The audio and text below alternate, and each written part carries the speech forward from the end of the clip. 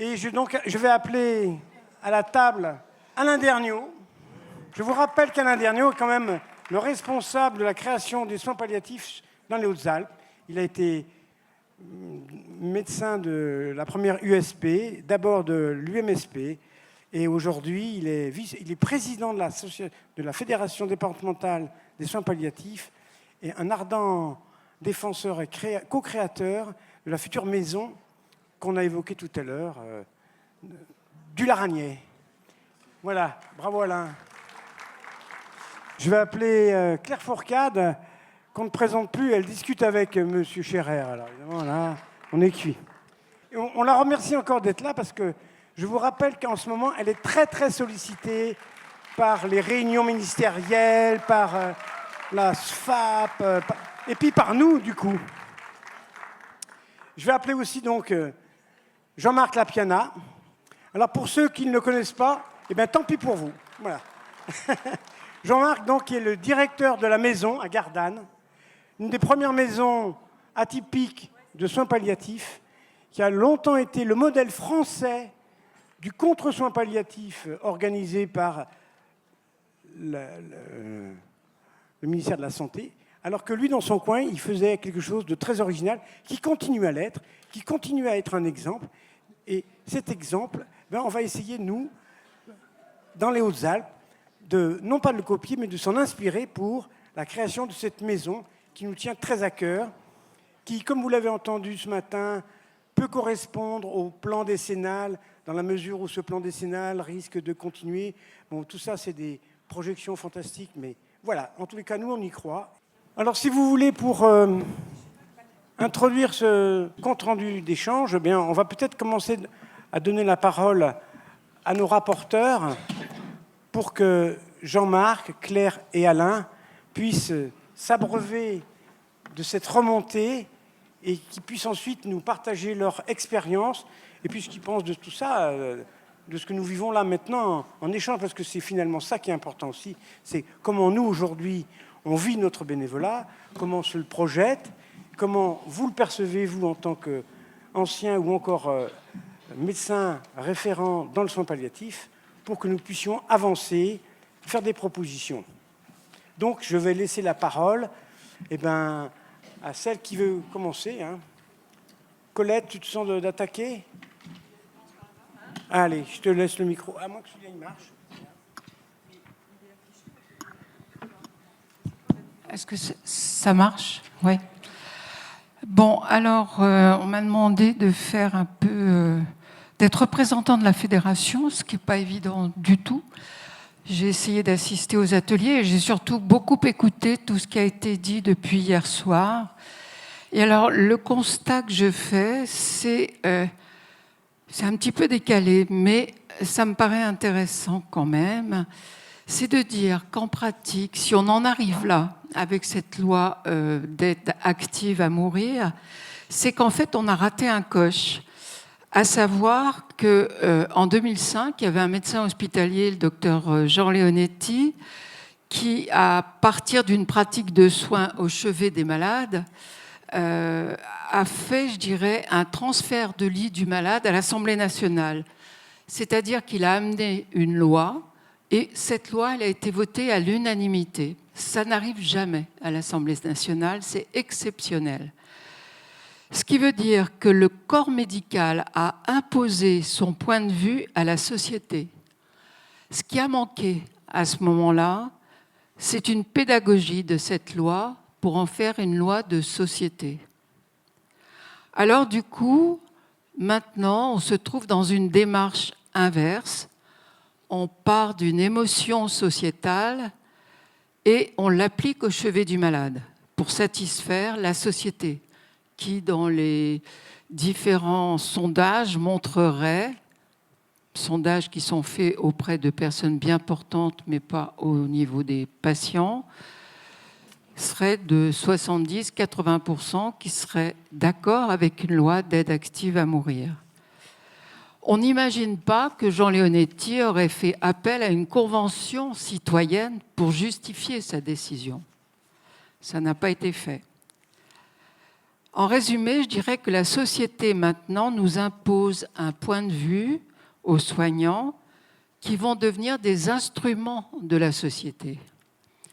Alors ça, c'est un symptôme de renversement complet entre cette loi Leonetti et cette loi d'aujourd'hui. Et dans cette loi, on voit qu'il est très peu fait référence aux bénévoles, qui sont justement les représentants de la société. Aussi, je crois que c'est à nous d'exploiter cette absence et d'en faire une présence d'aide à vivre. Et ça, nous savons le faire par notre présence, par notre écoute. Nous savons aider les personnes les plus fragiles, celles qui sont handicapées, celles qui sont très malades, celles qui sont vraiment dans l'exclusion de la société. Aussi, notre domaine, je dirais que c'est de se tourner vers une loi d'aide à vivre et de ne pas nous laisser hypnotiser par cette loi d'aide active à mourir. Donc ce que je prône, c'est que Jalmalve nous aide à prôner une loi d'aide à vivre. Voilà ce que j'avais envie de vous dire. Merci Colette.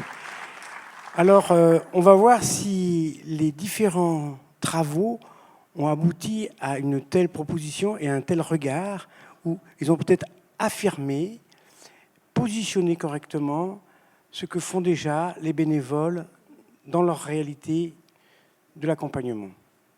Alors, Marie-Thérèse, si tu veux commencer. Bon, je me lance. Alors donc, j'ai essayé de rapporter ce qui s'est dit dans les ateliers A, en sachant que pour la première question, comment le bénévole peut accompagner les familles et les proches dans une telle situation, dans certains ateliers, on a aussi intégré la personne malade. Alors, le premier temps de l'atelier, ça a été beaucoup, l'écoute est la même, ce sera la même chose. Et puis, dans le cheminement de l'atelier, petit à petit, c'est quand même pas pareil. Et là, ont été évoquées des difficultés. Difficultés dans l'écoute. On peut être trop ému, trop impacté. On peut être confronté finalement à ce qu'on n'a jamais connu. Ça va susciter des émotions en nous. Ce qui a été beaucoup dit aussi, c'est l'importance de voir ce que ça va brasser en nous, le ressenti que ça va faire, ce qu'on a dans la besace quand on va à la rencontre de l'autre. Il a été beaucoup dit que finalement, ce qui comptait, c'était l'incertitude, le doute et pas les certitudes. Et que peut-être avec cette loi qui se dessine, mais dont on ne connaît pas encore le contenu, il y a pas mal de projections, de fantasmes, et qu'il faut faire attention à des positionnements de certitude. Par rapport aux familles et aux proches, il a été évoqué les difficultés qui pourraient être liées à des dissensions. Tous les membres de la famille ne sont pas sur la même longueur d'onde, encore plus quand c'est pas sur la même longueur d'onde avec la personne concernée. Du coup, la difficulté peut-être supplémentaire de ne pas avoir le projet, pas avoir de projet pour l'autre. Importance de passer le relais, surtout de favoriser l'expression. Ça va demander de la délicatesse.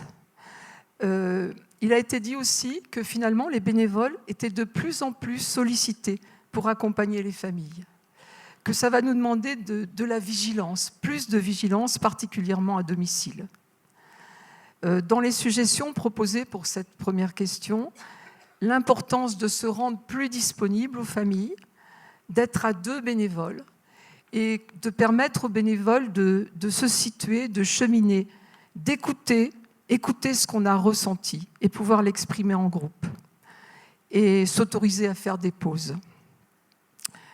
Sur la deuxième question, puisqu'il faut aller vite, sur comment on peut soutenir, comment les associations peuvent soutenir les bénévoles dans ce contexte, plusieurs niveaux.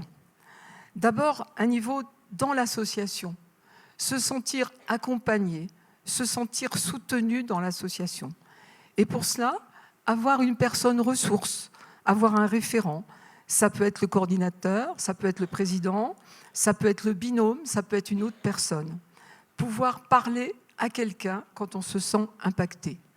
mais échanger aussi dans l'association pour cheminer ensemble, parler ensemble sur toutes ces questions. Échanger aussi avec d'autres associations Jeanne Malve. Il y a aussi, bien sûr, les groupes de parole. Alors, certaines discussions ont eu lieu. Est-ce qu'il faut des groupes spécifiques pour les bénévoles qui seraient confrontés à des personnes qui sont dans une démarche d'aide à mourir ? En général, dans les ateliers, la réponse a été non, parce que la réflexion profitera à tous. Il n'est pas question de se spécialiser, de rentrer dans un dispositif et de se spécialiser. Il a été bien sûr mentionné l'importance des formations. Formation initiale qui devrait comporter vraiment une connaissance de cette nouvelle loi, mais une formation initiale aussi qui déjà prépare peut-être davantage à l'écoute de soi. La besace dont je parlais tout à l'heure, qui nous accompagne dans la rencontre avec autrui. Donc revoir la formation initiale et revoir bien sûr la formation continue, des formations spécifiques peut-être, notamment a été évoqué le deuil après le suicide, peut-être pour accompagner les familles en deuil après une démarche de suicide assisté.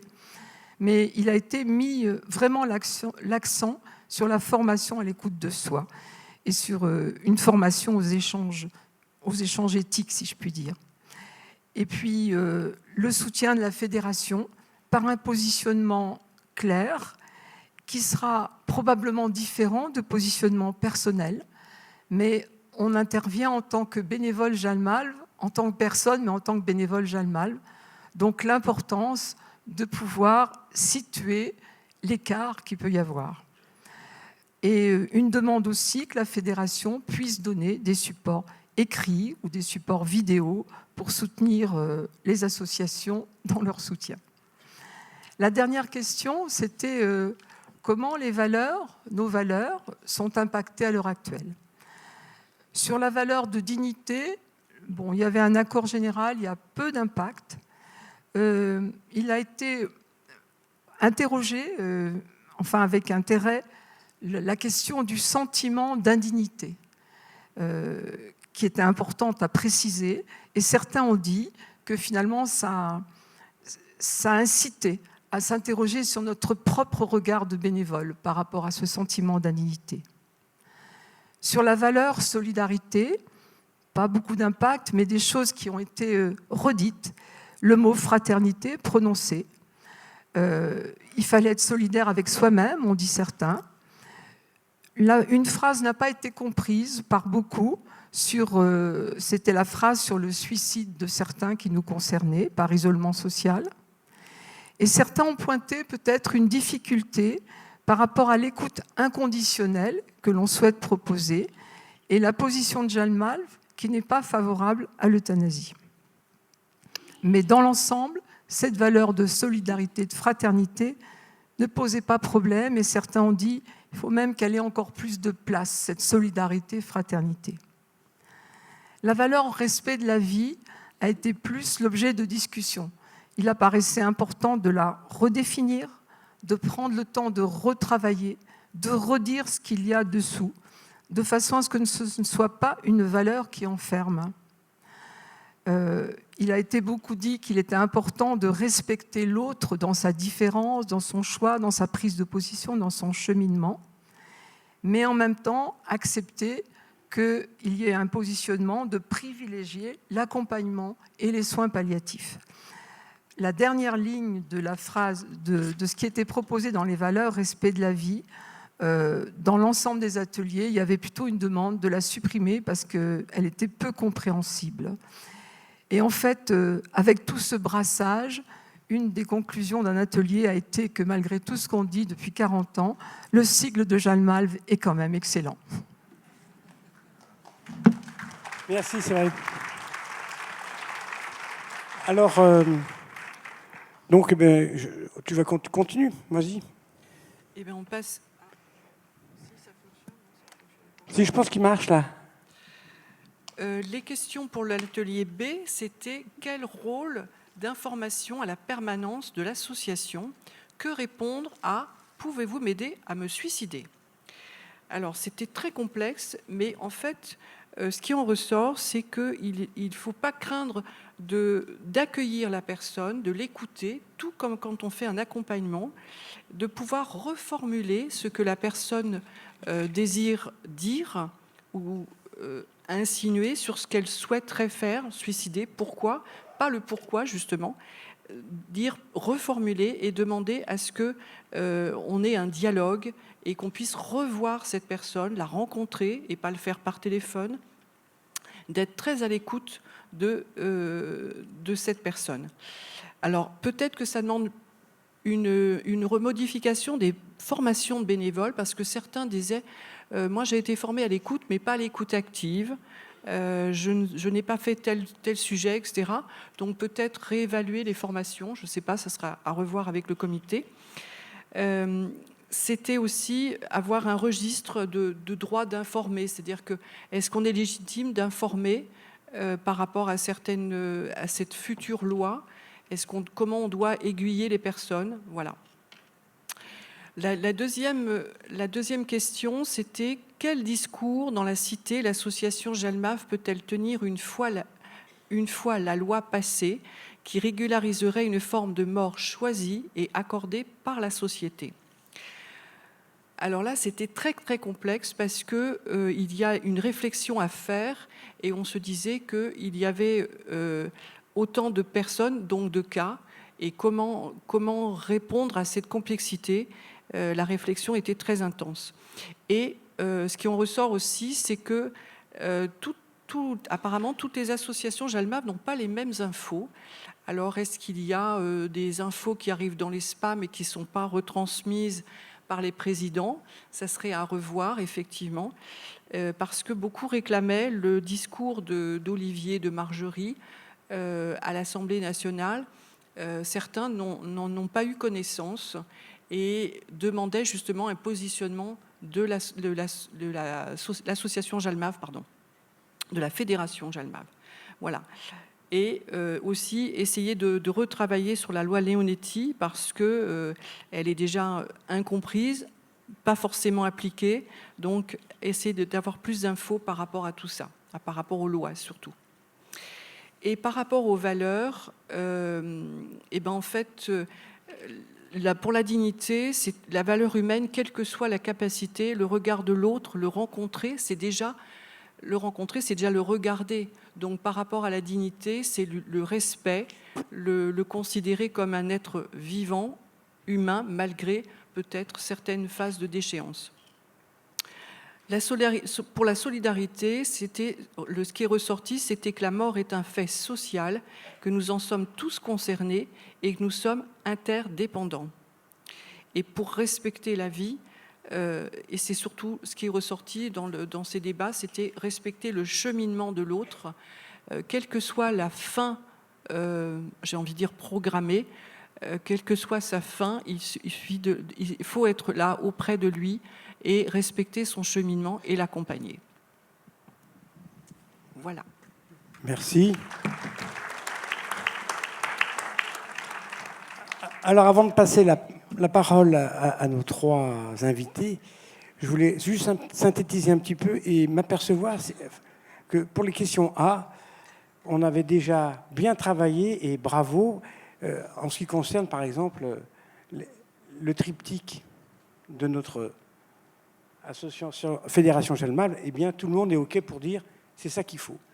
Je retiens aussi la formation, l'axe de la formation pour reformuler, retravailler peut-être pour certains et certaines qui n'ont, il semble, pas compris ce que c'est que l'écoute active, qui est pourtant, je pense, bien diffusée dans toutes les formations, mais bon, voilà. Et puis je retiens aussi le regard de l'autre qui lui donne sa dignité. Et c'est vrai que là, c'est peut-être des choses à travailler, et c'est des choses à travailler en nous-mêmes. C'est vrai que là, c'est peut-être une partie de la formation, comme je disais ce matin, qui est encore à travailler et à approfondir. Comment se donner les moyens d'aller au plus profond de nous-mêmes pour pouvoir accepter l'autre dans sa différence. Voilà. Et puis, en ce qui concerne l'atelier B, c'est vrai que finalement, ça rejoint un petit peu les questions en sachant que, eh bien, il faut rester attentif à ce que nous dit la Fédé et qu'au niveau de la fédération, ce qu'on attend, ou ce que tout le monde attend, c'est vrai, c'est une position très claire. Je rappelle simplement que sur le site Jalmal 05 du Congrès, vous aviez toute l'attitude de retrouver le discours de Claire, le discours d'Olivier et tous les autres textes législatifs qui occupent aujourd'hui les sénateurs, les députés et tout le monde. Voilà, donc c'est vrai que peut-être certaines associations n'ont pas eu le temps, n'ont pas pu, pour des moyens techniques, etc., récupérer ces discours. Vous les avez sur le site Jalmal 05 du Congrès. Voilà, c'était pour conclure, pour synthétiser un petit peu ça. Et maintenant, je laisse la parole. Je ne sais pas qui veut introduire. Alain, peut-être? Allez. J'ai hésité un peu, mais puisque tu m'y pousses, oui, je prends la parole.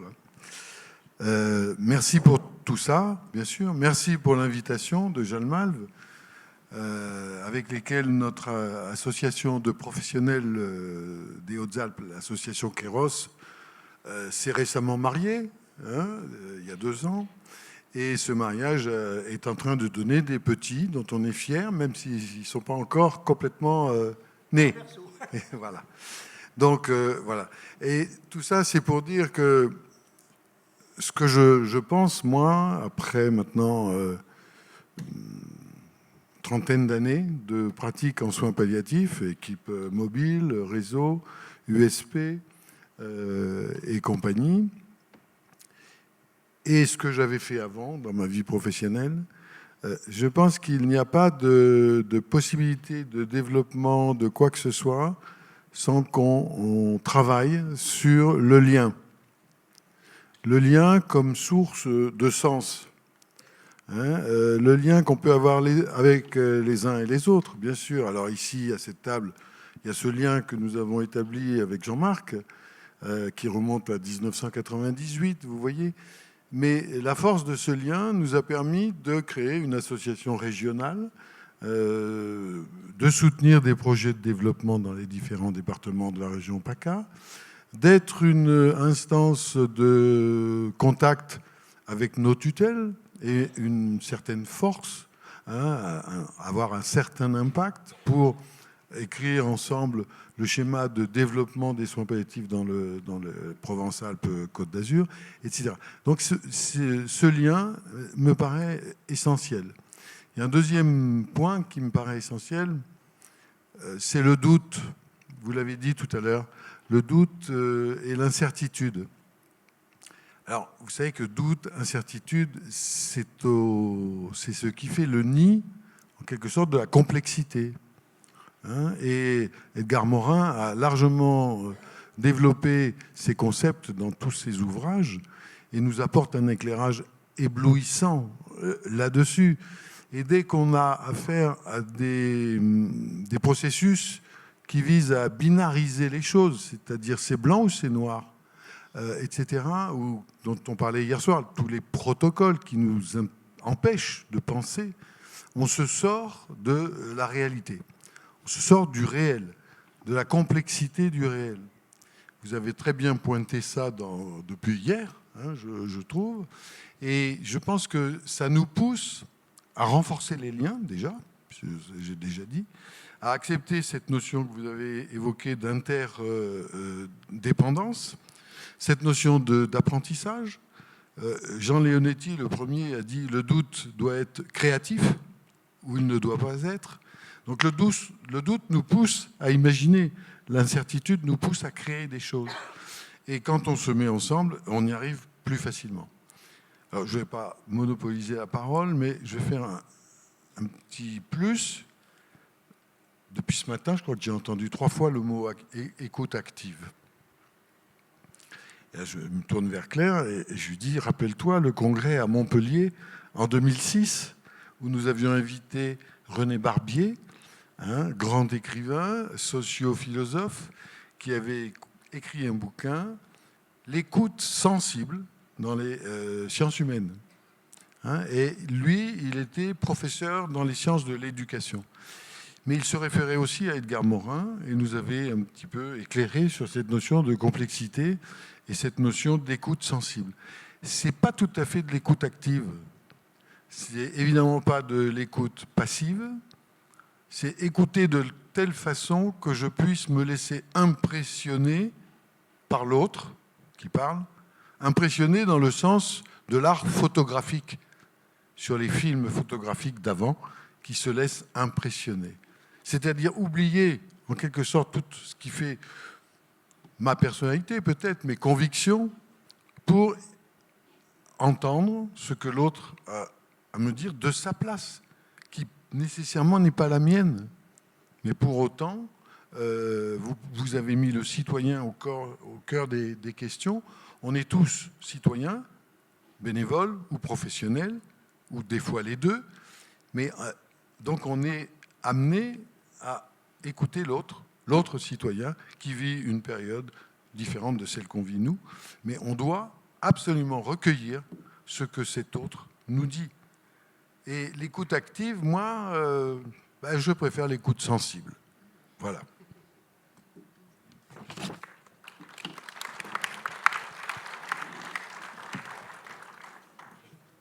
Bon, ben voilà, alors Claire, tu vois maintenant, ce qu'il faut que tu nous fasses, c'est de l'écoute sensible. Hein. Mais on sait que c'est déjà fait. Je voudrais repartir de la question que vous vous êtes posée en atelier sur « Je veux me suicider, pouvez-vous m'aider ?» Je trouve que le fait qu'on se repose, je dis on parce que voilà, qu'on soit interpellé comme ça, en fait, on sait le faire. Je veux dire, aujourd'hui déjà, des patients nous disent qu'ils veulent mourir. Écouter la demande de mort, c'est quelque chose qu'on sait faire. Qu'est-ce qui fait qu'en ce moment, on a l'impression qu'on aurait perdu cette compétence qu'on a? Vous, nous, soignants bénévoles, on entend des demandes de mort, on les écoute, on essaye de les comprendre. Et qu'est-ce qui nous donne ce vertige collectif actuellement qui nous fait penser que tout d'un coup, on ne saurait plus le faire? Que tout d'un coup, parce que la loi change, on ne saurait plus écouter cette demande et on ne saurait plus l'entendre. Je crois que c'est d'abord, on va s'appuyer sur notre histoire et ce qu'on sait faire, et on sait le faire. C'est notre métier d'entendre ça, de ne porter aucun jugement, d'entendre cette demande.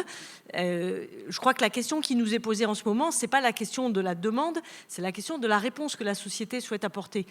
Mais la question de la demande de mort, c'est notre quotidien. C'est pas qu'on en a tous les jours, mais voilà, on sait faire. En tout cas, on sait vouloir écouter, on ne sait pas toujours y répondre. Ce qui est important, c'est que je crois que ce qui nous saisit dans le vertige actuel, c'est l'impression qu'en ce moment, quand quelqu'un nous dit « je veux mourir », que ce soit quelqu'un en bonne santé qui appelle, que ce soit quelles que soient les circonstances, la première question qu'on se pose quand on est assis face à cette personne, alors c'est vrai qu'au téléphone c'est compliqué, je suis d'accord que de pouvoir regarder les gens à ce moment-là, c'est quand même plus facile, c'est de demander pourquoi. Qu'est-ce qui fait qu'aujourd'hui, vous me dites ça, alors qu'on s'est vu hier ou on s'est vu la semaine dernière, on n'en a pas parlé? Qu'est-ce qui s'est passé aujourd'hui? Pourquoi vous me dites ça aujourd'hui? Et je crois que la crainte qui nous saisit ensemble, c'est que le quand ou le comment vienne écraser le pourquoi. C'est-à-dire que le protocole, je trouve que France Info a fait au moment le 11 mars, je pense, quand le projet de loi, quand Macron a fait son interview dans La Croix et Libé, ils ont fait, si vous pouvez retrouver, ils ont fait une petite infographie sur comment ça se passerait pour une personne qui fait une demande. Et visuellement, c'était hyper... alors, on coche les cases, c'était rouge, ça devient vert si on remplit tous les critères. Et puis après, il y avait le chemin. Et on voyait très bien, je trouve, de façon visuelle, comment le protocole et comment le comment vient écraser ce qu'on sait déjà faire, qui est d'essayer de comprendre pourquoi et de voir ensemble qu'est-ce qu'on peut faire par rapport à ça. Et ça me fait écho dans cette crainte-là... de perdre nos fondamentaux, de perdre ce qui nous anime actuellement. On va, jusqu'à aujourd'hui, si vous voulez, moi, quand un patient me dit ce que je vis, ça n'a pas de sens, je peux lui dire, je ne peux pas donner du sens à ce que vous vivez. Ce que je peux vous dire, c'est que ça a du sens pour moi d'être là. Mais surtout, ce que je trouve plus important, et plus je vieillis, plus je le dis, c'est ça a du sens pour toute notre société. Parce que les lois, elles ne sont pas votées par les médecins, elles sont votées par les députés. Et la société, elle nous dit, dans la loi actuelle, vous comptez pour nous. Et parce que vous comptez pour nous, on va tout faire pour vous soulager. Parce que vous comptez pour nous, on est là, nous, au nom de la société. Je crois que une des raisons qui fait qu'on est là, tous, vous et nous, c'est parce qu'on pense que ça a du sens pour toute notre société. On ne le fait pas juste avec nos forces à nous. On est à l'avant de cette société. L'anthropologue Margaret Mead, elle date le début de la civilisation de la découverte d'un fémur humain cassé et ressoudé. En disant, quelqu'un qui se casse le fémur, s'il n'est pas aidé, il va mourir. Il ne peut pas se nourrir, il ne peut pas aller boire, il ne peut pas se protéger des prédateurs. Si on a découvert un fémur cassé et ressoudé, c'est que quelqu'un a pris soin de cette personne jusqu'à ce que son fémur se ressoude. Et donc, elle date de là, le début de la civilisation, et je trouve que c'est intéressant en tout cas.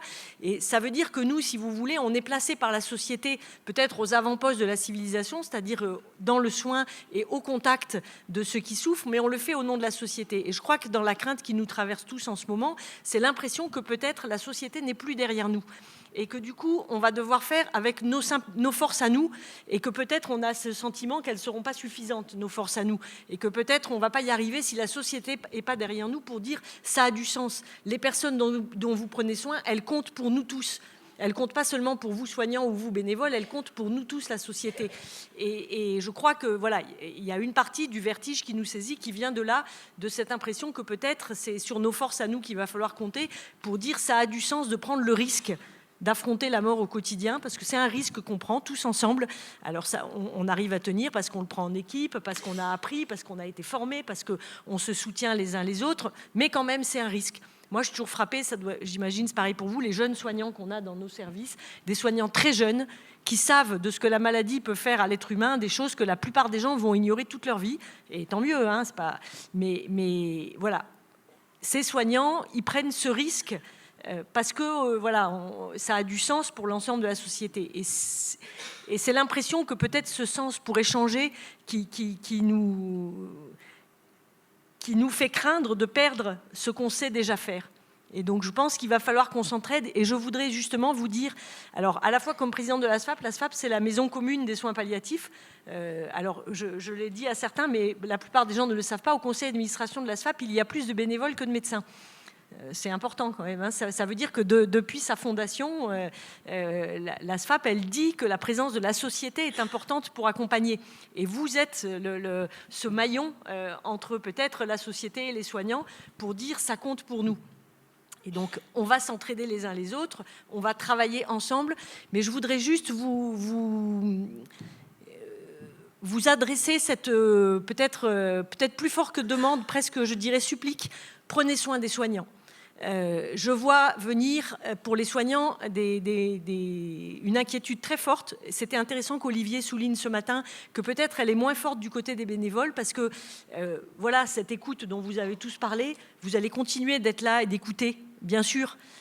Pour nous soignants, il y a l'impression que quelque chose pourrait basculer.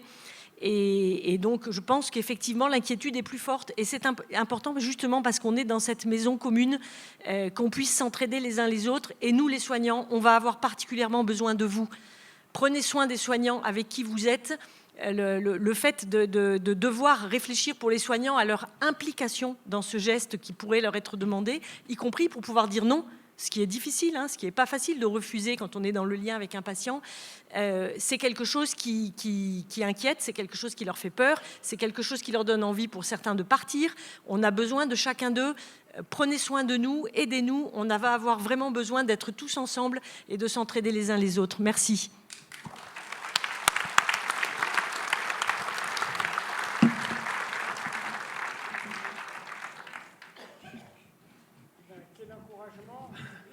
Quel encouragement, merci Claire, c'est vrai.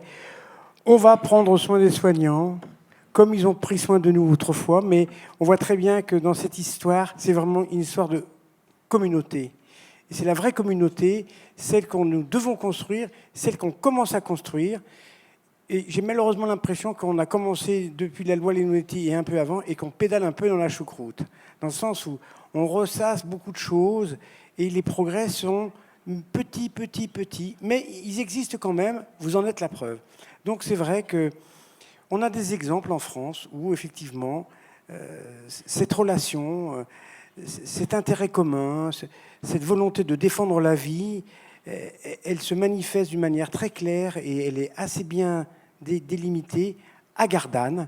Et je suis content de recevoir Jean-Marc Lapiana parce qu'il va nous montrer, nous expliquer. Enfin bref, je vais lui laisser la parole, parce que c'est vraiment, pour nous, c'est vrai, ça a été quand même un phare pour toute cette mise en liberté pour prendre soin les uns des autres. Voilà. Merci de m'avoir invité. C'est toujours un plaisir de partager des moments avec des bénévoles et puis avec vous et des professionnels. Je ne sais pas encore ce que je vais dire parce qu'après vous, c'est quand même un peu compliqué. Alors, la notion du doute qui doit être créatif, ben c'est vrai que quand on parle de la maison de Gardanne, on parle beaucoup de la créativité. Et donc, effectivement, le doute nous nourrit en permanence. Mais vous avez parlé de la notion de sensible. Nous, on a fait 2 expositions récemment. Une qui s'appelle les portraits sensibles. Ce sont des portraits qui sont dessinés par les patients avec des artistes qui viennent les aider. Et on a fait une exposition. Et on a souhaité les appeler les portraits sensibles. Et en ce moment, on est en train de préparer une exposition qui s'appelle le regard sensible, qui est un regard artistique des patients avec des œuvres d'art qui sont magnifiques. Et je crois que j'ai obtenu la semaine dernière qu'ils soient exposés au prochain salon d'art contemporain à Gardanne. Parce que j'ai dit, quand je vois certaines œuvres qui m'angoisseraient plutôt de les avoir devant moi, j'aimerais bien que les œuvres de mes résidents puissent en bénéficier aussi. Alors, je voulais dire d'abord quelque chose, et puis après je reviendrai sur une notion qui est importante pour moi, parce qu'on a souvent été en désaccord, aussi bien Jalmav que toutes les associations, les grosses associations françaises, sur la notion d'accompagnement et la notion de bénévolat auprès des patients, puisqu'il y a toujours cette espèce de dichotomie entre le bénévole d'écoute et le bénévole de service. Donc je vais vous expliquer comment on travaille et pourquoi on a toujours été en désaccord sur cette notion. Mais je voulais évoquer quelque chose, c'est une expérience que j'ai vécue, qui est peut-être critiquable, donc n'hésitez pas à la critiquer. C'est « Pouvez-vous m'aider à me suicider ?» Et donc j'ai un monsieur qui m'appelle par l'intermédiaire de son épouse, en fait, parce qu'il s'exprime mal, et qui me dit « Écoutez, mon mari n'en peut plus, ça fait des années qu'il a un handicap, c'est quelqu'un qui a été juriste, elle est encore juriste aussi, ils ont 3 enfants qui sont adultes, et elle me dit « Est-ce que vous accepteriez de le recevoir parce qu'il veut qu'on l'aide à mourir, et voilà, qu'est-ce que vous pouvez faire pour lui ?» Alors, je lui dis, écoutez, nous, on ne pratique pas d'euthanasie ni de suicide assisté, mais je suis tout à fait d'accord pour vous recevoir. Et là, je me suis embarqué dans une histoire, et ce n'est pas la première fois, où j'ai cette famille, ce monsieur qui dit, écoutez, moi, je n'en peux plus. Et quand on entend son discours, on entend la légitimité de son discours. Sa femme qui dit, moi, je le comprends, mais il ne veut pas prévenir ses enfants, il veut qu'on le fasse en cachette, il a déjà pris rendez-vous en Suisse, moi ça me met extrêmement mal, comment on va porter ça et tout. Et en fait, petit à petit, je me suis pris dans cette situation, je les ai revus, j'ai demandé à rencontrer les enfants, j'ai rencontré les enfants, j'ai rencontré toute la famille, et ce monsieur est allé se faire suicider, c'était aux alentours du 15 mars en Suisse. Je n'ai pas eu le sentiment d'avoir échoué quelque chose parce que cette famille me remercie énormément de les avoir aidés à partager ce moment, de les avoir aidés à vivre ce moment. Les enfants ont pu l'accompagner. Personne n'était d'accord avec la décision de leur père, mais ils l'ont accompagné. Je les ai reçus encore après. Ça ne veut pas dire que je suis pour le suicide assisté. Ça veut dire que je ne suis pas pour le jugement de quoi que ce soit. Et que ma position est une position d'accompagnement, pas une position de décision à la place du patient. Alors ça peut peut-être être critiquable, mais cette femme m'a encore rappelé récemment en me disant « Vous n'imaginez pas le service que vous nous avez rendu ». Et pourtant, il se suicidait. Mais moi, je ne me sens pas dans une puissance quelconque par rapport à la décision de cet homme. On a reçu à Gardanne à plusieurs reprises des personnes qui avaient des rendez-vous en Suisse et qui, comme le rendez-vous était 1 mois ou 2 mois plus tard, à domicile, ça ne tenait plus. Et donc, ils ne savaient pas où aller. On a accueilli ces personnes chez nous. Et dans les 3 derniers cas qu'on a eus, les 3 personnes sont décédées chez nous et n'ont pas eu besoin, alors qu'ils avaient le rendez-vous en Suisse, n'ont pas eu besoin d'y aller parce qu'ils ont eu une évolution de leur maladie. Et je pense à une patiente qui avait une sclérose latérale amyotrophique. Et puis leur fils a téléphoné en Suisse en disant « Écoutez, elle a demandé à pouvoir rester 1 mois de plus parce que c'est plutôt pas mal à la maison de Gardanne. Est-ce qu'on peut reporter le rendez-vous ?» On lui a répondu « Il faudrait savoir ce qu'elle veut quand même. » Et du coup, elle a reporté ce rendez-vous. Le samedi, elle est allée faire du jet ski avec une équipe en étant complètement paralysée, attachée à un bodybuildé magnifique. Elle est revenue ravie. Le lendemain, elle a fait un arrêt cardiaque, elle est morte.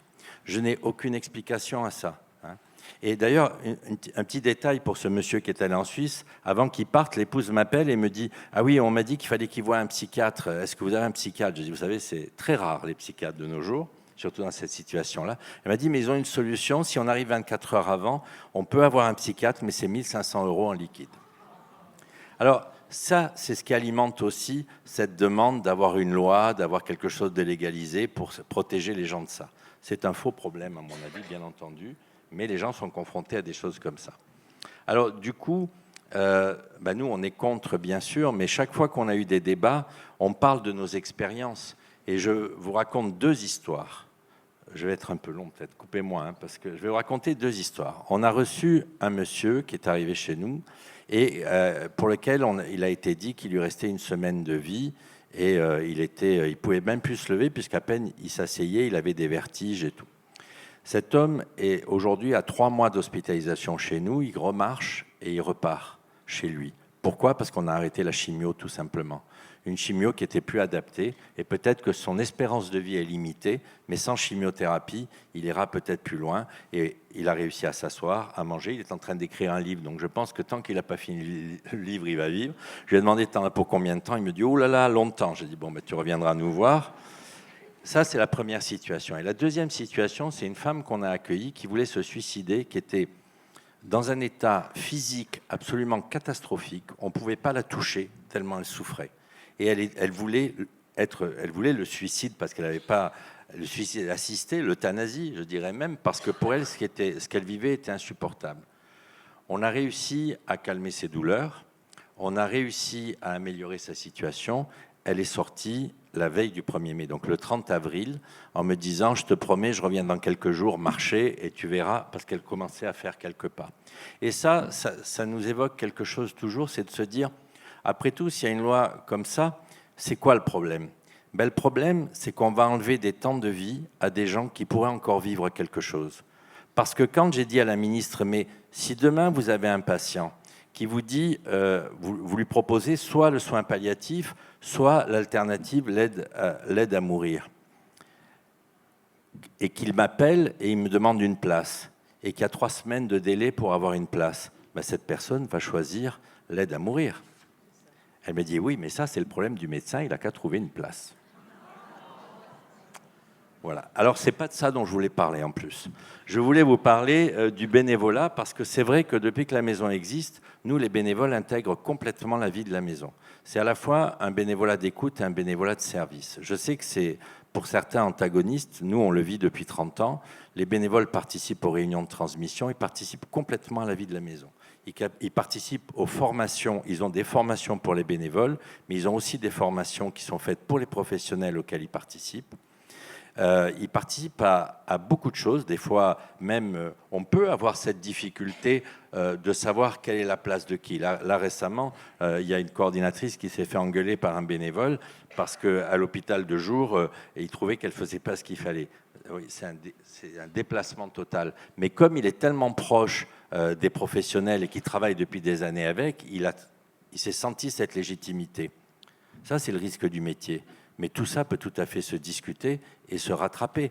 À partir du moment où on sent qu'on est exposé, nous on n'a pas de blouse, on s'expose encore plus. À partir du moment où on sait qu'on est exposé, le risque, ce n'est pas d'être exposé, le risque, c'est de ne pas prendre en compte l'exposition et de ne pas travailler sur ce qui peut arriver, sur le type de relation qu'on peut avoir. Et ça, c'est au travail en permanence. C'est pour ça que nous, on défend toujours ce type de bénévolat, et ça marche plutôt bien chez nous, puisqu'on est 130 salariés, on a 50 bénévoles.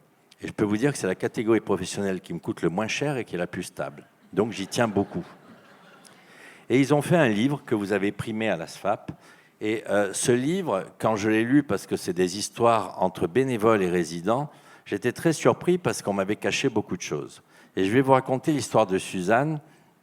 Suzanne, elle était très forte, elle était noire, elle avait un cancer, elle avait été amputée d'une jambe, et les bénévoles s'étaient énormément attachés à elle, et donc ils allaient se balader avec elle. Et puis, un jour, en sortant du cinéma, au moment de traverser la route, ils butent sur un trottoir, et notre chère Suzanne se retrouve en plein milieu de la route, poussée comme ça par malchance. Donc elle s'était un peu fait mal, pas beaucoup. Et quand ils sont rentrés, ils rigolaient complètement. Et ce que j'ai appris, c'est qu'ils avaient pour mission de surtout rien me raconter de peur de se faire engueuler. Et moi, je peux vous dire que la seule chose que j'ai envie de leur dire, c'est de les féliciter, parce que qu'y a-t-il de plus dangereux que de mourir ? La vie, c'est dangereux, et donc quand on est bénévole, quand on est soignant, essayons le danger et partageons-le, et surtout, partageons-le ensemble, parce que c'est la seule manière qu'on peut avoir de vivre, de continuer à vivre ensemble, et de ne pas avoir l'impression que dans le monde du soin, c'est un monde à part. C'est le monde de la vie, et c'est la vie jusqu'au bout.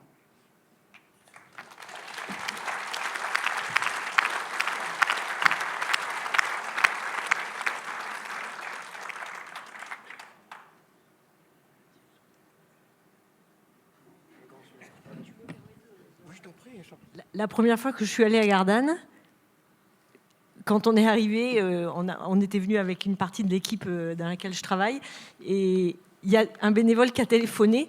Ils étaient partis accompagnés avec des patients au Beau de Provence, et ils avaient enfermé les clés de la voiture dans la voiture, et donc ils ne pouvaient pas rentrer. Ils étaient au café, ils attendaient la dépanneuse.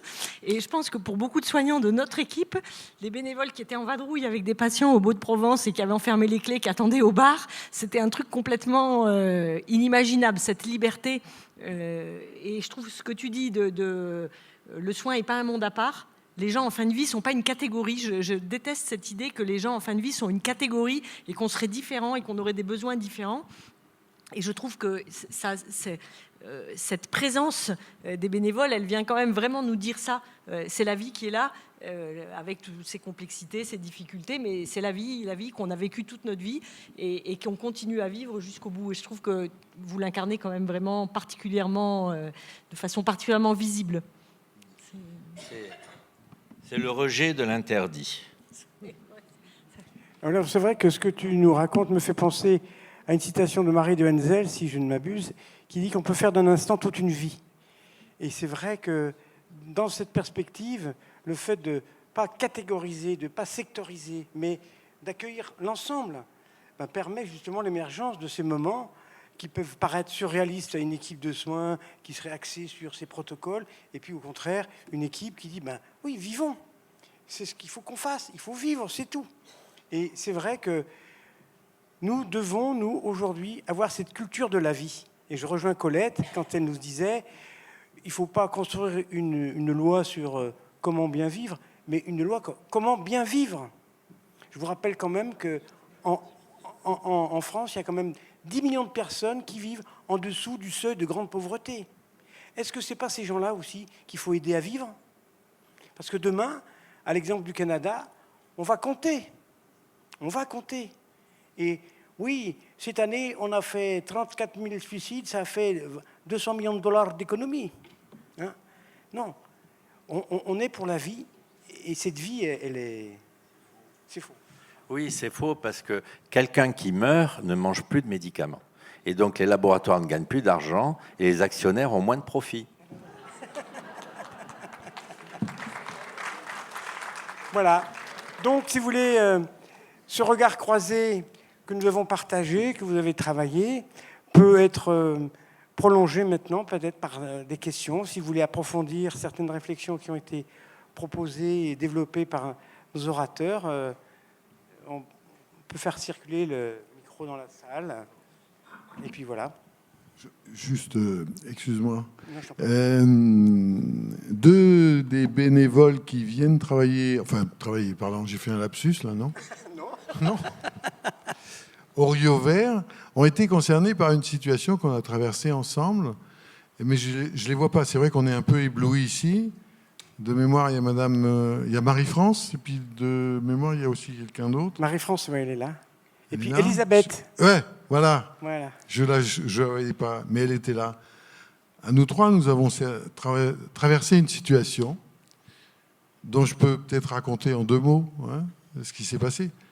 Une vieille femme de 91 ans qui arrive au SSR et qui est mal en point, maladie auto-immune, surinfection bronchique, vieil âge, etc.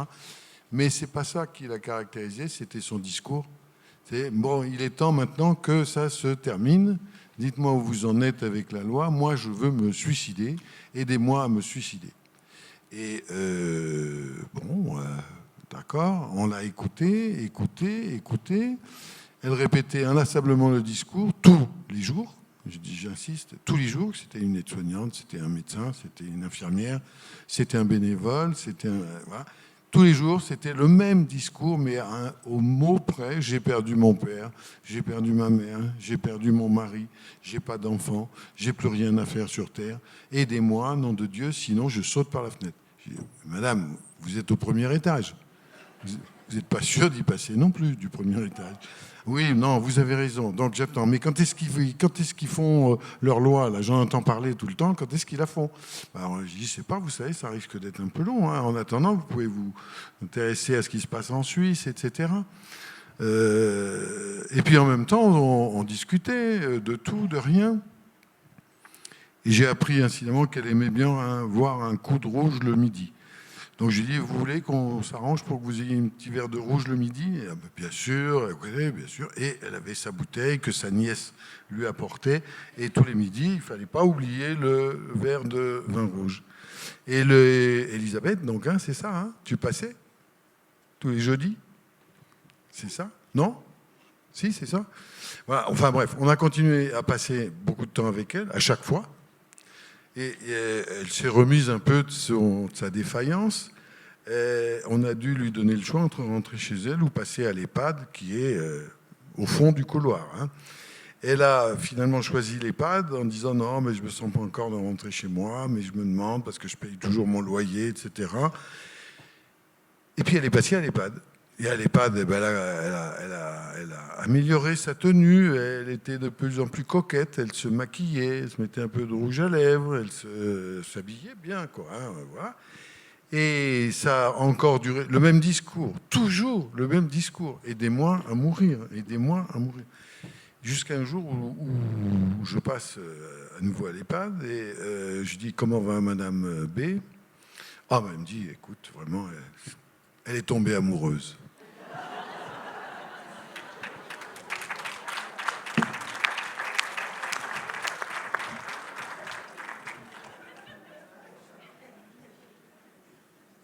Oui, c'est vrai, hein, on se marie dans les équipes de soins palliatifs.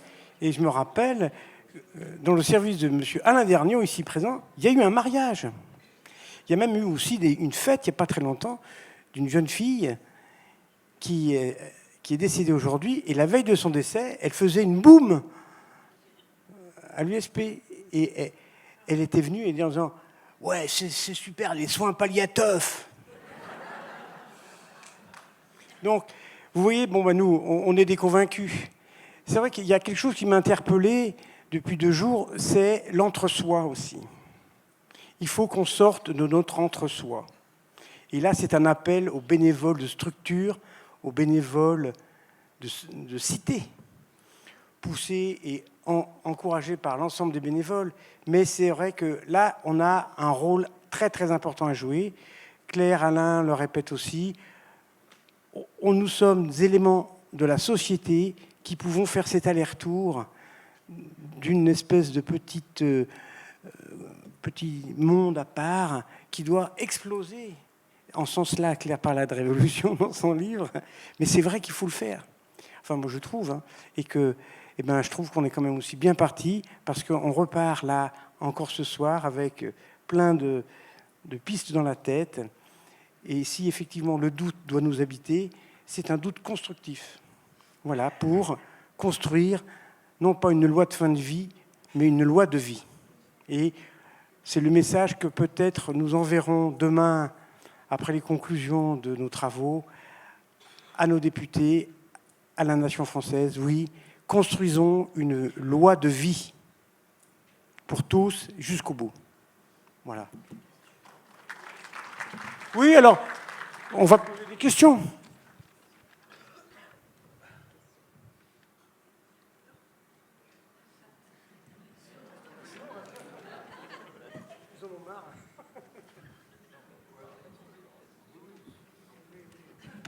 Madame Fourcade, je vais m'adresser à vous.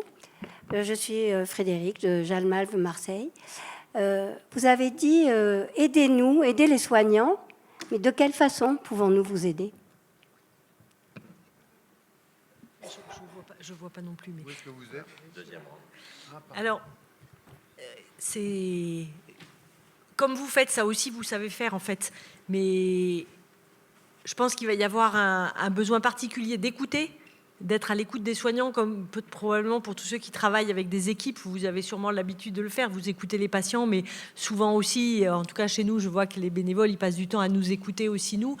Et puis, peut-être simplement aussi garder en tête l'idée que ce que vivent ou vont vivre les soignants dans ce questionnement est compliqué pour eux, et que donc, c'est le moment où il y a particulièrement besoin, disons pour moi, j'ai toujours cette... ce que je vous ai déjà dit ce matin, cette vigilance, en tout cas, peut-être même une crainte autour de la question de la division, et l'idée de se dire, si on ne se pose pas les mêmes questions, si on n'est pas concerné de la même façon, ça peut conduire à avoir de la difficulté à s'entendre et à se comprendre. Et donc, pour arriver à s'entendre et se comprendre, il faut de l'écoute particulièrement sensible. Et je pense que, voilà, nous, les soignants, on va avoir besoin d'une écoute peut-être plus sensible encore dans ces moments-là, ce qui n'empêchera pas aussi, je pense, pour nous d'essayer d'écouter aussi ce que ça produit pour vous. Ça produit chez tout le monde un ébranlement de certaines choses.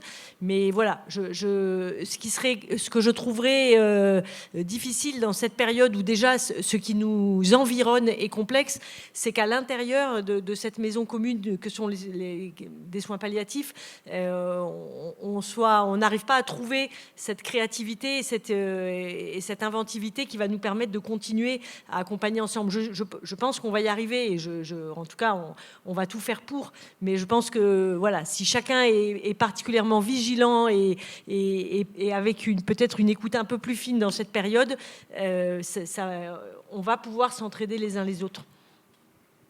Alors après, on va travailler aussi, on va proposer, en particulier au prochain congrès, et puis après aussi parce qu'on a du temps de construire ces outils communs d'accompagnement et de comment on va faire ensemble.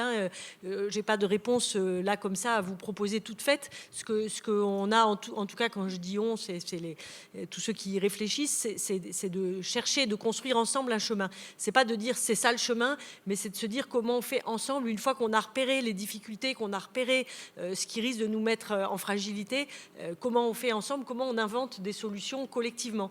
Et n'hésitez pas à vous impliquer, ces questions vous concernent aussi. On a besoin de vous aussi pour inventer des solutions qui ne sont pas forcément claires aujourd'hui, mais on a peut-être un an et demi devant nous pour baliser tout ça et qu'on puisse après continuer d'avancer ensemble et continuer d'accompagner. Oui, je rebondis sur ma collègue de Marseille. Donc, je suis Claude de Jalmal-Orléans. Eh bien, écoutez, de toute façon, j'aurais posé je vous aurais, interpellé, parce qu'en fait, dans les missions de Jalmal, il y a une mission qui dit les bénévoles viennent en soutien aux soignants. Eh bien, je peux vous dire qu'on n'attend pas la loi, on n'attend pas le changement. On soutient déjà les soignants. Et en fait, ma collègue Sylvie, qui est en binôme avec moi à l'USP en oncologie, je peux vous dire que toutes les semaines, on leur dit qu'on est en soutien, on vient en soutien. Parce qu'en fait, ils nous posent toujours un peu la question, parce que bien sûr, les équipes tournent, il y a quand même beaucoup en ce moment de personnes, de nouvelles personnes. Et moi, je suis toujours contente de leur dire pourquoi on est là et qu'on est là pour les soutenir. Mais ça, je trouve qu'il faut qu'ils l'entendent. Et souvent, nous sommes à l'écoute d'un soignant qui ne va pas bien. Et quelquefois, on se dit avec Sylvie, eh bien oui, on n'a pas beaucoup accompagné aujourd'hui, mais au moins, voilà, on était là pour la personne. Donc, je peux vous dire que... Et voilà, moi, je suis très pas pro, mais attachée à la SFAP, parce que je donne aussi du temps pour la SFAP. Et je serai au prochain congrès, parce que ça nous nourrit autrement. Je trouve que la place du bénévole est beaucoup plus présente au niveau de la SFAP, parce que ça fait 27 ans que j'accompagne, et ça fait 2 ans à 3 ans que le bénévole prend sa place et qu'on en parle. Donc voilà, c'est vice-versa, on doit se soutenir. Les bénévoles soutiennent les soignants, mais aussi les soignants doivent aussi reconnaître la place des bénévoles. Parce que bien sûr, nous avons des difficultés pour nous faire reconnaître dans les services. Ils sont là pourquoi oh ben non, ben tenez, vous allez aller voir monsieur machin parce qu'il aime bien parler. Je dis, ah ben non, moi je viens pas pour ça forcément. Enfin voilà. Aussi que les soignants sachent pourquoi on est là. Et c'est pas faux de le dire. Voilà. Je voulais vous dire qu'on vous soutenait déjà. Merci. Oui, moi je suis Mireille de Marseille. J'ai trouvé très intéressant, mais moi je suis en unité de soins palliatifs et je trouve que aller vers les soignants, c'est extrêmement difficile parce que ce que vous faites, tous les endroits de soins palliatifs ne sont pas très... J'allais dire, moi je les croise, les soignants, ils ne me parlent pas. Enfin, il y a une réalité extraordinaire que vous racontez, mais ce n'est pas la réalité générale. Et donc, j'allais dire, on nous donne les chambres où on va, ou surtout, moi, on me donne là où il ne faut pas aller. Mais ce dialogue soignant-bénévole, voilà, moi j'ai l'impression parfois d'être tolérée plus que... Donc, au niveau de la SFAP, voilà, ce discours de... ensemble soignant bénévole, moi je ne le vis pas comme ça. Voilà. C'est très important ce que vous venez de dire. Alors, nous, très modestement, dans les Hautes-Alpes, quand on fait des formations, on les fait avec les bénévoles. Hein, et c'est ce que tu voulais dire, Marie-France? Ah ben, je laisse la parole à Marie-France qui va vous expliquer ça mieux que moi. Voilà, dans les Hautes-Alpes, je suis désolée de reprendre encore, c'est le Rio Vert. Les bénévoles sont très gâtés, mais il y a eu 2 initiatives qui nous ont beaucoup marqué au niveau du bénévolat. La première est la proposition d'Alain de participer aux formations sur les soins palliatifs qu'il a organisées.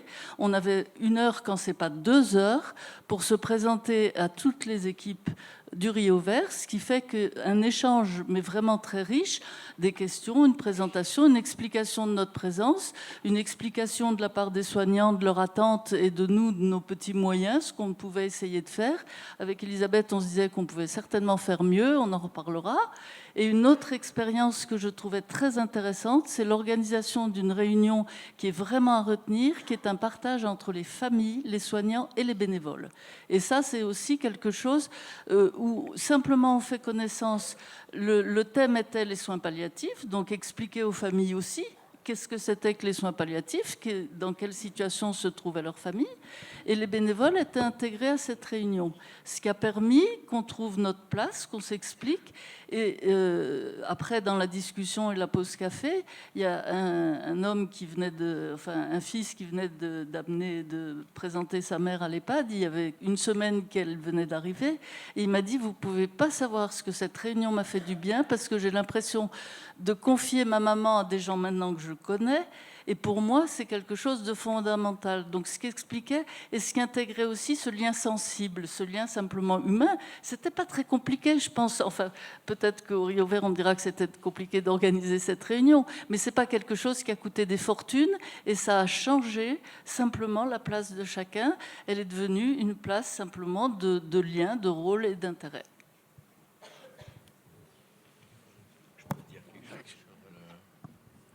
Oui.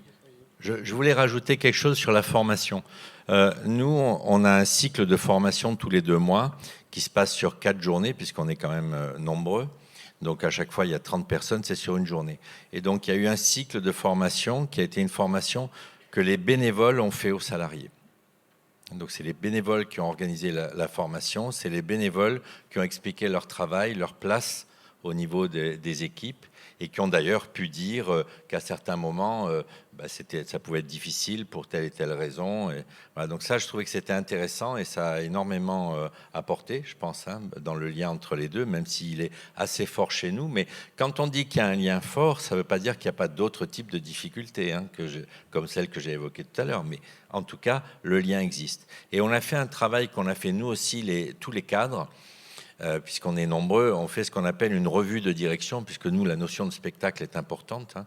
Et dans cette revue de direction, et on l'a proposé aux salariés, aux bénévoles, on a fait intervenir des choses un peu modernes aujourd'hui, avec des jeunes très dynamiques. Donc on a des tablettes par groupe de 5-6, et on est challengé sur des thèmes, sur le sport, sur la musique, et puis après, il faut qu'on fasse une expression corporelle sur un thème qu'on a choisi.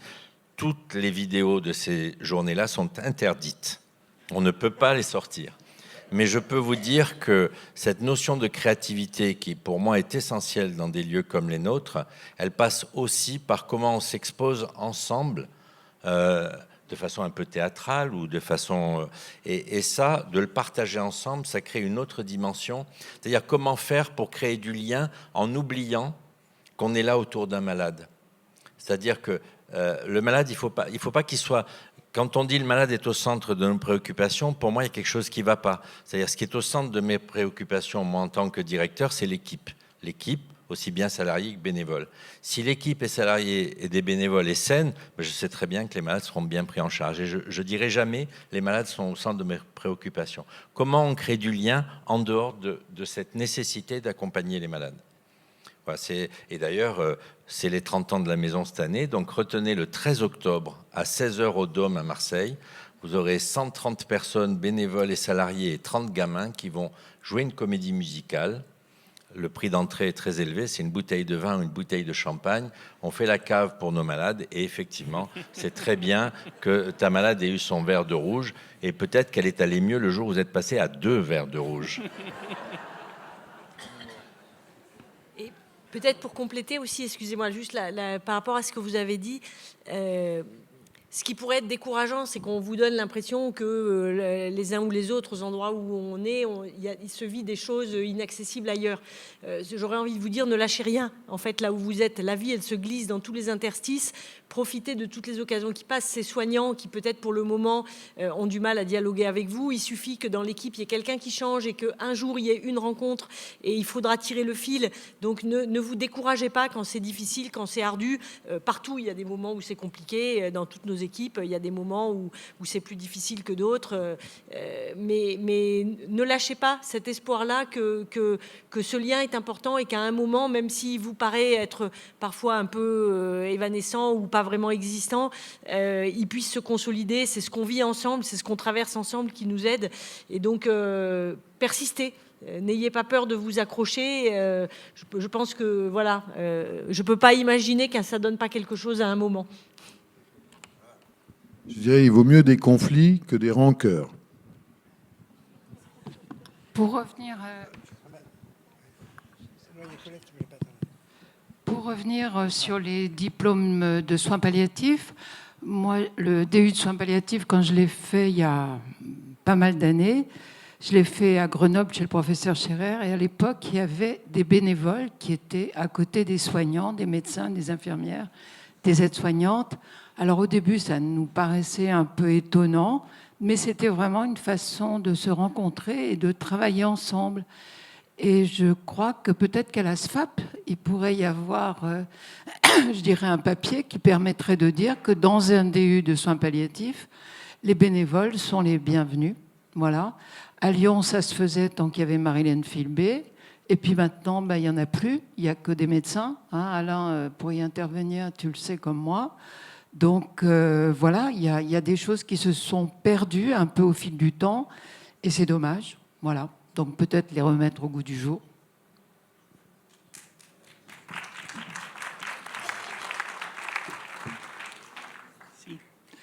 Bonjour, Pierre Sambrins de Jalmal Hauts-de-Provence. Moi, je voudrais évoquer la question du financement. Je me pose la question de la crédibilité dans le projet de loi, du plan de financement qui est proposé pour l'augmentation de l'offre en soins palliatifs et d'accompagnement, alors qu'on constate tous les jours que tout ce qui concerne le volet santé et le volet social en général fait l'objet de restrictions et de diminutions au niveau budgétaire. On voit le déficit dans lequel est la France. Et d'un autre côté, on nous dit dans le même projet de loi, on va augmenter considérablement le financement pour les soins palliatifs et l'accompagnement, et en même temps, on introduit donc la notion de suicide assisté et d'euthanasie. Alors, et le dernier point, c'est la démographie qui conduit à un vieillissement de la population. Alors, sans faire de procès d'intention, je peux quand même pas m'empêcher de me demander, est-ce qu'on ne va pas vers, je dirais, une vision, même si elle est inconsciente, d'une société qui va essayer de faire des économies au niveau des budgets que l'on consacre au grand âge, en poussant de façon subtile au suicide assisté. Voilà. Alors, il y a plusieurs questions dans votre question sur la réalité des engagements budgétaires. Les promesses n'engagent que ceux qui y croient. Alors d'abord, ce qui est sûr, c'est que dans la loi qui est actuellement en discussion, il n'y a rien pour les soins palliatifs. D'abord, le volet soins palliatifs est très petit et c'est des mesures qui n'ont pas besoin d'une loi. Et puis, il n'y a aucun engagement budgétaire. Donc ça veut dire que les vrais engagements pour nous, la vraie loi sur les soins palliatifs, c'est le PLFSS, le plan de loi de financement de la sécurité sociale qui vient chaque année au mois d'octobre. Les discussions commencent au mois de juin. Moi, j'ai rencontré déjà, là, il y a 15 jours, la rapporteure du budget des affaires sociales à l'Assemblée. C'est là qu'on va voir vraiment comment se traduisent les engagements du gouvernement. Alors, ce qui est sûr, c'est que je pense que pour l'année qui vient, ça va être difficile pour eux de rien faire, parce que quand même, ça va se voir beaucoup. Mais par contre, un plan à 10 ans, à la fois, il y a des mesures pour lesquelles c'est bien d'avoir un plan à 10 ans, parce qu'on a besoin de long terme sur les questions de formation, sur les questions de... C'est bien d'avoir du temps long, mais en même temps, je veux dire, d'ici 2034, on aura changé 2 fois de président. Enfin, bon, vous voyez bien que là, la vitesse où les choses évoluent, il peut se passer tellement de choses qu'il y a évidemment un travail d'hyper-vigilance. Voilà. Et puis un scepticisme avec un peu quand même en ce moment, pour vous le traduire avec mes mots à moi, l'impression de combien je te donne pour que tu te taises, quoi. Hein, voilà. Donc en tout cas, c'est sûr qu'on sera vigilant et c'est sûr que c'est pas le projet de loi qui est en discussion actuellement qui est le vrai élément pour le développement des soins palliatifs. Ça va vraiment être le projet de loi de la Sécu. Sur la question de plus générale, disons, de cette question de la place de l'économie dans les choix qui sont faits actuellement, c'est une question compliquée parce que je suis d'un naturel assez optimiste, je pense qu'à l'échelon des individus, ceux qui poussent pour l'évolution législative le font pour des raisons souvent d'histoire personnelle ou des raisons de conviction et pas pour des raisons économiques. Par contre, ce qui pour moi est une vraie question, et j'ai déjà eu l'occasion de le dire, c'est l'implication des mutuelles dans les débats actuels. C'est une implication très forte et très avouée. Alors si je finis dans le port de Marseille, les mains attachées dans le dos, ne concluez pas au suicide. Mais je pense que là, il y a quand même, pour moi, il y a quand même un vrai doute là-dessus. Je pense que les mutuelles, habituellement, sont quand même assez peu impliquées dans les questions sociétales, ou en tout cas, il me semble, je ne l'ai jamais remarqué de cette façon-là. Et on voit bien, hein, certains pays anglo-saxons qui arrivent à parler de ces choses-là, c'est beaucoup plus difficile chez nous. Mais voilà, on ne peut pas s'empêcher de se dire que la dernière année de vie, c'est celle qui coûte la plus cher, que le pronostic engagé à moyen terme, c'est 6 à 12 mois. Voilà, il y a... Mais je pense par contre que sur l'engagement des personnes, les personnes qui sont engagées dans ce combat-là, même si on ne partage pas les mêmes idées, c'est un engagement personnel dont je crois à la sincérité. Mais voilà, sur un niveau plus métapolitique, c'est clairement plus compliqué. Alors Valérie de Jalmav 28, moi je voulais juste vous dire que moi j'interviens donc dans un EHPAD. Et le lien que je fais, c'est avec les animatrices. Et vous parliez de lien, effectivement, mais nous, c'est important parce que nous, on leur redonne certaines informations qu'elles n'ont pas et on échange. Et c'est aussi un lien d'échange qui peut être intéressant si on n'a pas forcément de lien avec les soignants. Mais là, c'est un peu... les soignants vont vers les animateurs, les animatrices vont vers nous, et ainsi de suite. Donc ça fait en fin de compte un trio, un groupe, enfin je ne sais pas comment expliquer, mais on est à 3 en fin de compte pour faire le lien auprès de ces personnes. Marie-Christine de Jalma-Vancy. Je voulais juste revenir sur ce que disait Claire Fourcade. Donc déjà, merci de reconnaître le soutien que les bénévoles apportent aux soignants, parce que je pense que c'est extrêmement important. Donc merci déjà de ce soutien. Par rapport au fait que les bénévoles pourraient intervenir dans le DU, je crois que c'est aussi important si on peut avoir votre soutien. À Annecy, j'ai mis un certain nombre de temps à prendre des contacts avec un service de gastro pour rentrer dans le service de gastro. Et un jour, donc 10 ans au moins ça a duré, mais c'était jamais le bon moment. Et un jour est revenue dans le service une infirmière qui avait participé au DU de soins palliatifs et avait entendu les bénévoles de Jalmav. Et elle est revenue en disant mais je ne comprends pas pourquoi dans notre service on n'a pas ça. Et depuis, on est dans le service. Donc je pense que c'est aussi un moyen pour que les soignants prennent conscience et ça nous donne des ouvertures aussi sur les services. Donc si on veut développer le nombre de bénévoles d'accompagnement, il faut aussi qu'on ait des services qui nous reçoivent. Merci. Peut-être pour que vous ayez toutes les clés de compréhension de ces... C'est peut-être important que vous ayez une idée de ce qui se passe dans l'arrière-cuisine. En fait, si vous voulez, les soins palliatifs, ils sont nés en France du refus d'une médecine qui abandonne, du refus d'une médecine très technique. Et ils sont nés d'une contestation de la médecine triomphante et d'une médecine de pouvoir et d'une médecine très hiérarchisée. Ils sont nés dans la contestation de ça, les soins palliatifs. Et donc, les bénévoles, c'était un élément de traduction de cette contestation d'une médecine qui pense qu'elle peut savoir seule. Et depuis, les soins palliatifs, ils vivent, si vous voulez, dans un déséquilibre permanent entre une contestation du système et puis la nécessité d'être intégré au système pour pouvoir se développer.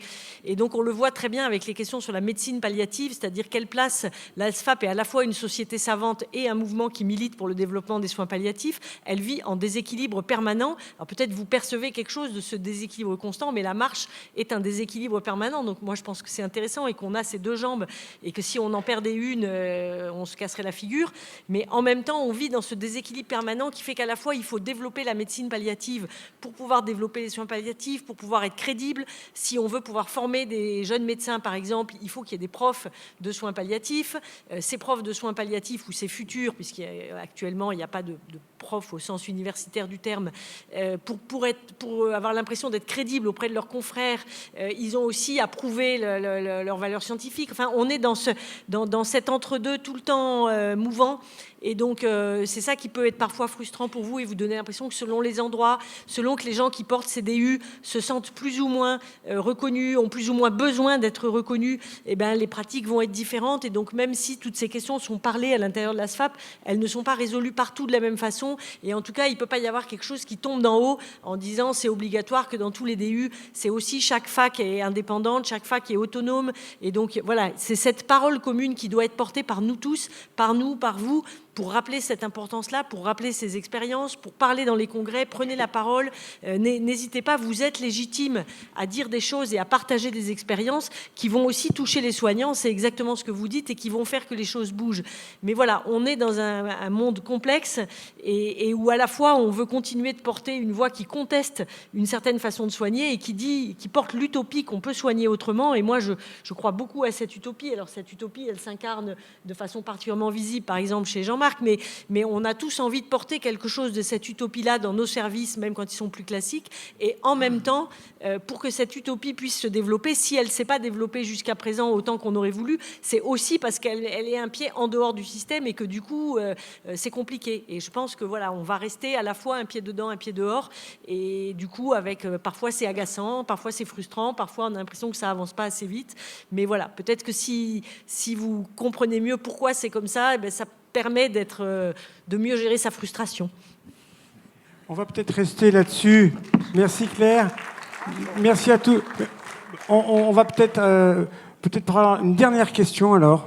Voilà. Et après, on fera le mot de la fin pour vous permettre de vous détendre un petit peu. Michel Mille, Jalmal-Vallier. Bon, puisqu'on parlait d'utopie, et pour terminer sur une note qu'on pourrait espérer un peu heureuse, je voudrais savoir si la maison de Gardanne, on pourrait rêver qu'elle soit une source d'inspiration pour les futures maisons d'accompagnement dont on n'a pas parlé et dont on ne sait pas exactement ce qu'elles seront. Donc, voilà, c'était un peu ma question. Alors, sur les maisons d'accompagnement, bon, ce truc est sorti du chapeau comme ça, et depuis le début, on dit attention à ne pas faire des unités de soins palliatifs low cost. Quand ils en ont parlé, ils ont dit on s'appuiera beaucoup sur les bénévoles. On ne sait absolument pas ce que ça veut dire. Et on ne connaît pas le format. Alors, a priori, il y a un financement d'1 million d'euros à peu près. Moi, ce que j'avais proposé, et j'avais à ce moment-là, j'avais été en contact avec le ministère cet été, on m'avait demandé des renseignements très vite, on devait revenir vers moi, ça fait 8 mois, j'attends toujours, parce que les maisons d'accompagnement, si elles ne sont pas financées de la même manière que les unités de soins palliatifs, elles vont accueillir un autre type de patients. Et c'est le chaînon qui manque souvent entre certaines structures de soins et le domicile, parce que les maisons de repos ne prennent plus de gens sous oxygène. Et puis bon, donc ça peut être un principe intéressant. C'est un chaînon manquant. Par contre, il ne faut pas que ça se substitue au développement des unités de soins palliatifs dans toutes les régions où il n'y en a pas. Donc ça, c'est déjà la première réflexion. Sur la question des financements, moi, j'y suis très attaché puisque je suis directeur, donc je sais ce que c'est que le financement, je sais ce que coûte chaque dépense et, et comment on peut gagner de l'argent, enfin gagner, comment on peut s'en sortir surtout, puisqu'on ne fait pas de bénéfices. Moi, il me semble qu'aujourd'hui, le risque, c'est d'avoir un espèce de format qui nous soit proposé, sur lequel on ne sait pas combien il y aura d'hébergements. On a des choses. Bon, donc on va avoir des éléments.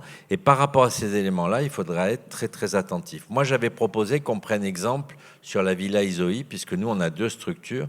La Villa Isoï a 14 chambres, ce qui veut dire qu'on a le même ratio de personnel pour 14 chambres par rapport aux 2 autres unités où il y a 12 lits et 12 lits.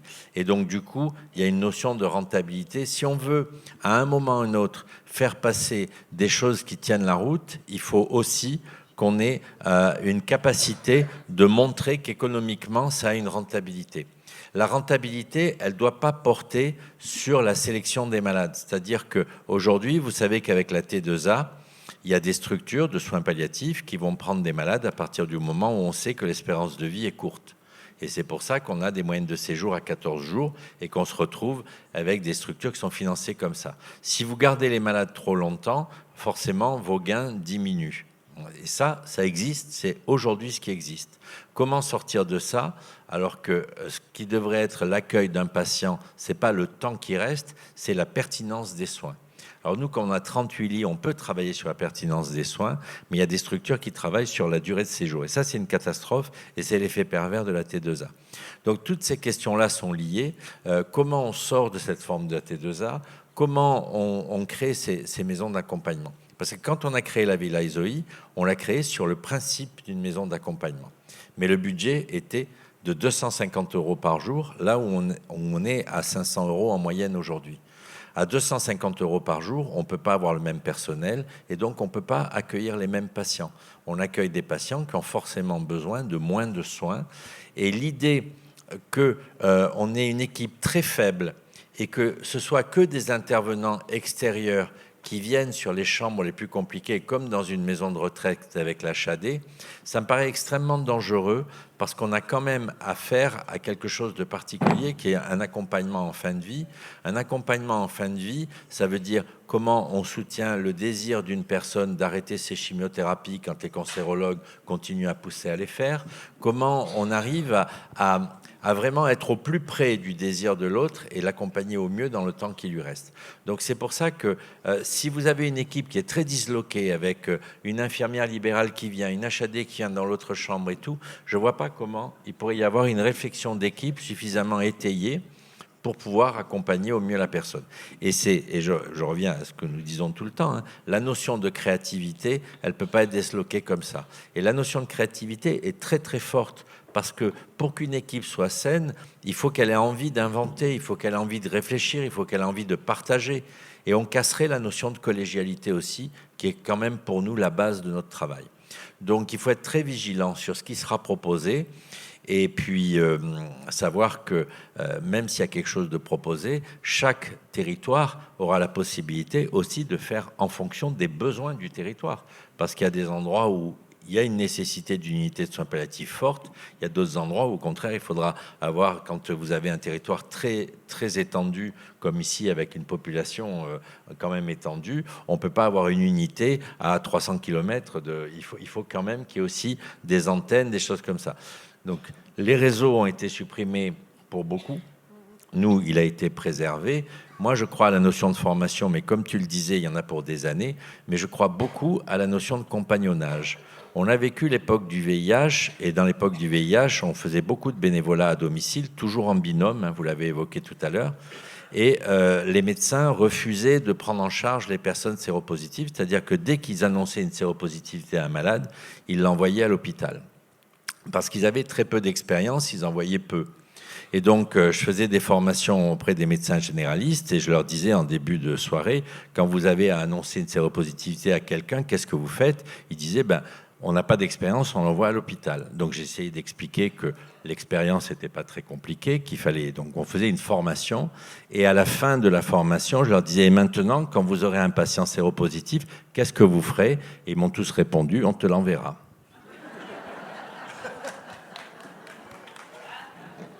Alors, pour compléter sur la question des maisons d'accompagnement, c'est effectivement un sujet, parce que comme il s'agit d'un objet sanitaire non identifié pour le moment, voilà, petit à petit, il y a des choses qui se précisent, mais c'est vrai que ça demande pas mal de vigilance. Alors, quand on travaille dans des services de soins palliatifs, on a tous fait l'expérience d'avoir des patients dont on se dit que leur place n'est pas forcément dans un lieu d'hospitalisation, mais qui en même temps ne peuvent pas être à domicile pour un tas de raisons sociales, familiales, parfois médicales, mais souvent en fait non médicale.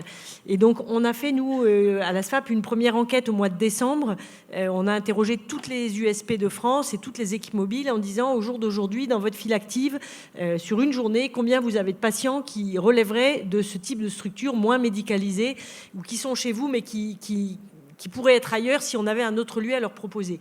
Par exemple, nous, le jour où on a répondu à l'enquête, on a 12 lits et il y avait 5 patients qui relevaient d'un autre type de structure. Et donc, si vous voulez, cette enquête, elle avait pour objet à la fois de quantifier les besoins et la quantité, si vous voulez, de patients concernés, et puis la typologie des patients. On a demandé après à ces équipes, pour chaque patient pour lequel vous répondez oui, par exemple nous, pour ces 5 patients, quelle charge en soins, de quoi ils ont besoin, leur niveau de dépendance, pour essayer que de cette réflexion puisse découler la question de la médicalisation de ces lieux.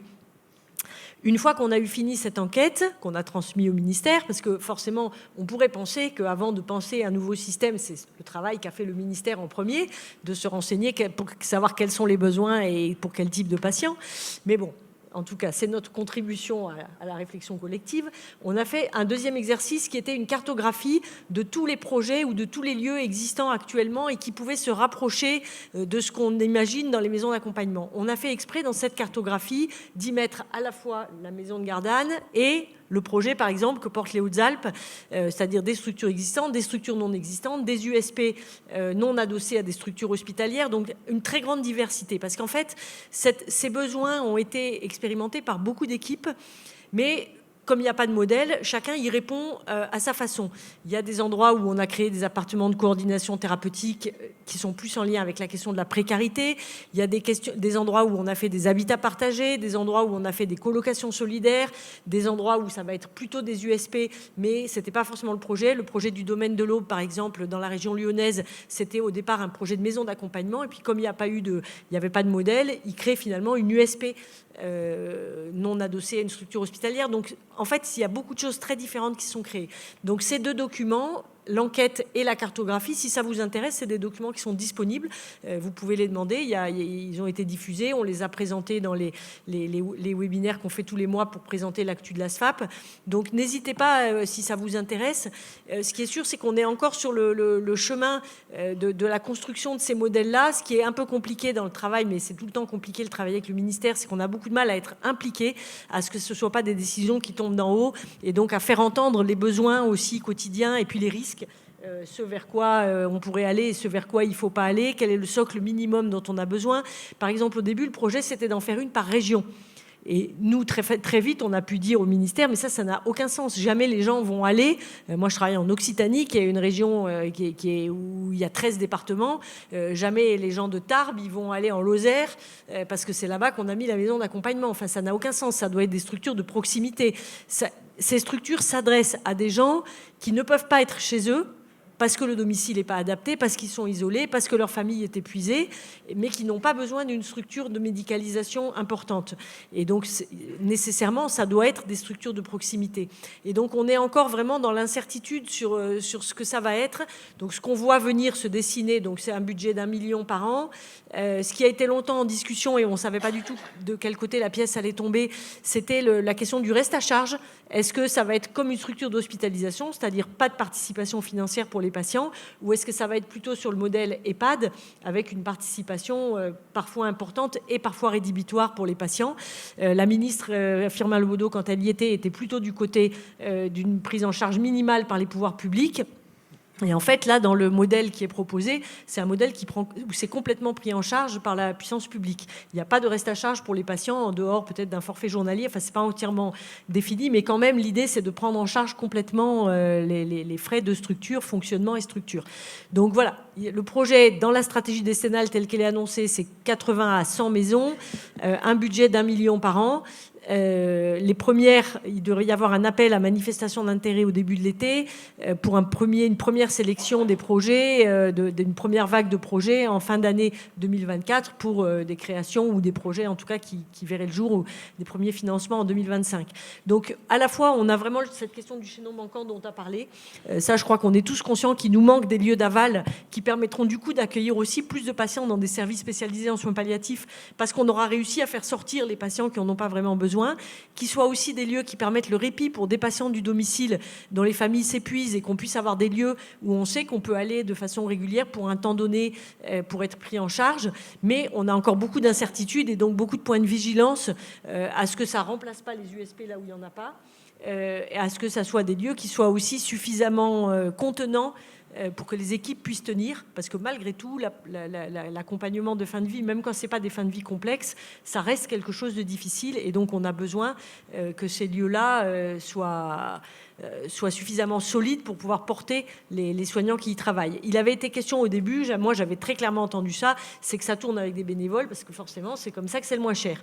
Et là quand même, je pense qu'il y a eu une prise de conscience qu'on ne peut pas, que les bénévoles sont nécessaires, sont utiles, mais qu'on ne peut pas baser le fonctionnement de ces structures sur du bénévolat, parce que voilà, on doit aux patients aussi des prises un engagement qui combine à la fois des professionnels et des bénévoles. On ne peut pas imaginer que les professionnels interviennent à titre bénévole. Et donc ça, je pense que ça a été entendu. Mais on va devoir continuer à se faire entendre autant qu'on va pouvoir. Et donc si vous voulez avoir accès à ces documents-là et au fur et à mesure, n'hésitez pas à nous solliciter. Je